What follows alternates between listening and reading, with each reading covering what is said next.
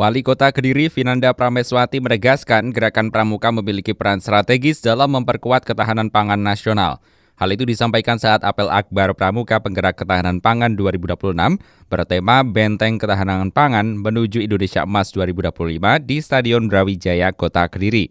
Kegiatan ini diikuti sekitar 10.000 anggota Pramuka tingkat SMP, MTS, SMA, SMK, dan MA se-Kota Kediri. Vinanda mengapresiasi seluruh pembina, guru, pamong saka, dan pengurus pramuka yang terus membentuk karakter generasi muda. Menurutnya, pramuka kini tidak hanya identik dengan kegiatan berkemah atau baris berbaris, tetapi juga harus mampu menjadi motor penggerak dalam menghadapi tantangan global, termasuk isu ketahanan pangan. Di tengah perubahan iklim, berkurangnya lahan pertanian, dan meningkatnya kebutuhan pangan, persoalan ini menjadi tanggung jawab semua pihak.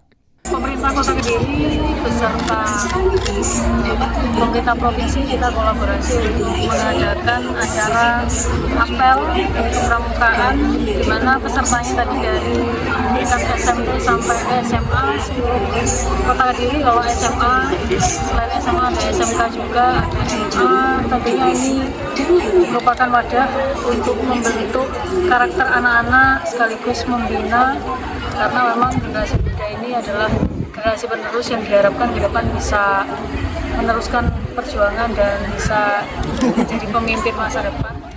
Vinanda juga mengapresiasi program Pramuka Produktif Ketahanan Pangan yang dijalankan Kuartir Cabang Kota Kediri. Ia mendorong anggota Pramuka mengenal pertanian modern seperti hidroponik, vertikultur, hingga smart farming untuk menumbuhkan minat generasi muda menjadi petani masa depan.